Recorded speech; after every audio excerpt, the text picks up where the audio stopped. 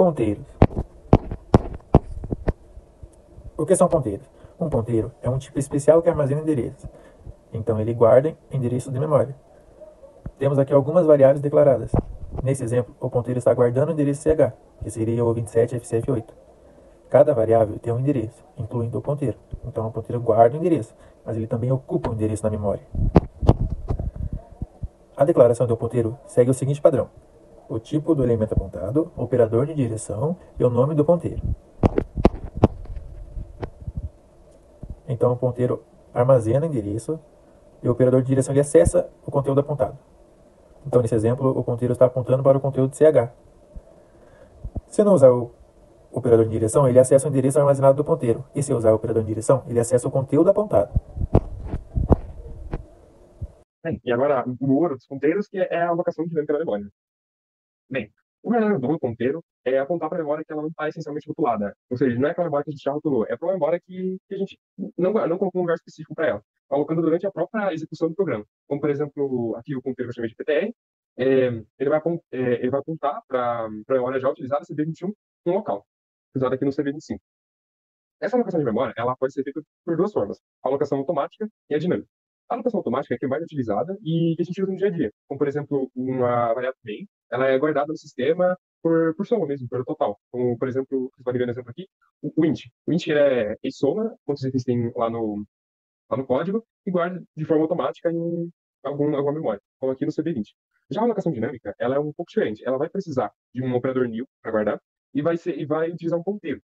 Esse ponteiro ele vai apontar para onde está a memória. Como eu usei aqui o PTR, o ponteiro PTR, ele vai apontar para o local da memória, o CB21 aqui, o local que o CB21 está. O CB24, o ponteiro vai apontar para o CB21, que é o local da memória dele. E para modificar qualquer dado, para apagar, para reescrever, vai precisar do ponteiro. O ponteiro vai ser praticamente a única ponte de acesso para essa informação. Por isso, só ele é o caminho para essa informação lá do CB21, que ele está sendo apontado no CB24. E para quando a gente já termina de utilizar toda a memória, quando já quer apagar, quando já terminou a utilização dele, é só liberar a memória com o operador delete. Bem, como eu tinha citado lá atrás, os prompts de comando vão precisar de uma alocação de memória feita com o operador new. Aqui está um pequeno prompt de exemplo. Eu utilizei o tipo de dado int, que eu tinha utilizado lá atrás, um operador new, ele vai retornar o endereço da memória alocada, o ponteiro, que eu usei o TI, junto com o asterisco, que ele vai falar o valor da memória, que é o mais compatível com o tipo de memória que a gente está usando aqui, e o int, que vai ser o dado guardado. Aqui está um exemplo da alocação de memória. É um arquivo em C++, e, e a gente usou o primeiro pequeno código que a gente colocou lá, mostrou nos slides atrás. E primeiro vamos discutir sobre essa primeira parte aqui, que ela está representada nessa primeira parte dessa representação aqui. Bem, o count, que é o valor, ela vai ser demonstrada pelo ponteiro PI junto com o asterisco. O asterisco é bem importante, que ele fala o valor que tem lá dentro. Por exemplo, se aqui eu coloquei o valor de 1001, ele não vai aparecer o local que está guardado, ele só vai mostrar o que está escrito lá dentro, quanto que vale aquilo lá. Como, por exemplo, o PI aqui na representação, ele está guardado no CB28, ele percorre o caminho e vai falar quanto que vale essa informação, que aqui no caso é 1001. Já o PI sem asterisco, ele só vai demonstrar a localização da memória, como é aqui o CB20. Ele só vai demonstrar que o que a gente descreveu no CB28, junto com o ponteiro, está na memória CB20. E bem, aqui eu usei um outro exemplo, que é o double. Então, para o double, a gente teve que utilizar um novo ponteiro, um novo prompt. Utilizamos o double e um ponteiro PD. E voltamos com o new double, né? A gente deu o dado do double para 500.35, tá? Como falando lá atrás, a lógica se mantém. O asterisco PD, ele vai utilizar o ponteiro e chegar ao valor que está na memória, e não só o local da memória. Então, aqui, 500.35, o ponteiro PD vai mostrar o valor. Já o PD sem asterisco, ele só vai mostrar a localização dessa memória. Como aqui, o CB30, que o ponteiro vai mostrar que o 500.35 ele está alocado na memória CB30. Tá, mas o count aqui e o size off, ele vai fundar um pouco mais na teoria de programação, C++. Vai falar um pouco mais sobre o tamanho de dado. O PI, que é o nosso ponteiro, ele, por padrão, ele tem um tamanho só, que é 4 bytes, certo? Todo ponteiro ele vai ter um tamanho padrão de 4 bytes, e uma informação cheia também ela vai ter uma informação de 4 bytes. Como, por exemplo, o asterisco PI, ali aqui em cima, 1001. É como essa informação ela vai usar um byte cheio, então ela vai usar um 4 bytes, certo? Size off do PD, como vocês podem observar aí, também é um ponteiro. Ele, por padrão, também vai ter 4 bytes de memória. Só que aqui embaixo, o 500.35, ele não vai usar só 4 bytes de memória. Por quê? Porque o ponteiro, ele, como é um caminho, ele tem um tamanho padrão. Já a informação não. A informação não precisa necessariamente de um tamanho padrão.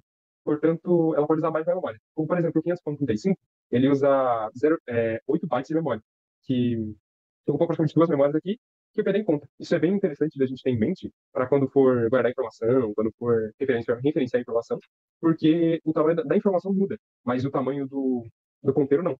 Tá? Malloc, Calloc, Realloc e Free, os mais novos integrantes aqui da programação. Bem, o malloc ele vai alocar um bloco de memória de um tamanho específico em bytes, e a memória não utilizada, ela vai, é porque ela contém lixo, tá? Calloc, ela aloca uma memória para um número de elementos, cada um com um certo tamanho, inicializada todos em bytes com zero, ok? O realloc, ele vai redimensionar um bloco de memória já alocado, podendo expandi-lo ou encolhê-lo, preservando o seu conteúdo prévio que está ali dentro. E se falhar, ela vai continuar na mesma memória. Já o free, ele vai liberar a memória alocada pelo malloc, calloc ou realloc, sendo crucial para evitar o vazamento de memória. E após o uso, a gente fecha com um null. Bem, um malloc aqui vai ser um código que a gente vai utilizar o malloc para alocar a memória de forma dinâmica para 5 números inteiros. Depois vai preencher essa memória com os valores de 1 a 5, que vai os imprimir na tela. Por fim, para liberar a memória, um free para evitar o desperdício e zerar o ponteiro. O calloc, ele vai alocar a memória para 3 inteiros, tá? Já com o valor zero. Depois vai imprimir os valores, todos os zeros, e liberar a memória no final. O realloc, ele vai começar alocando espaço para 2 inteiros e expandidos para 4. Ou seja, ele vai utilizar a memória de 2 e depois subir para 4, preservando os dados, adicionando novos valores, imprimindo tudo, reduzindo de volta para 2. E no final, liberando a memória. O free, ele vai, perdão, o código usado pelo free, ele vai estar ligado com uma lista de números. Ele vai usar o malloc aqui em cima para adicionar novos nós e frees para liberar toda a memória no final, aqui no começo e no final, para evitar o vazamento. E também ele vai imprimir a lista antes de apagar, ou seja, para evitar percas e vazamento de memória.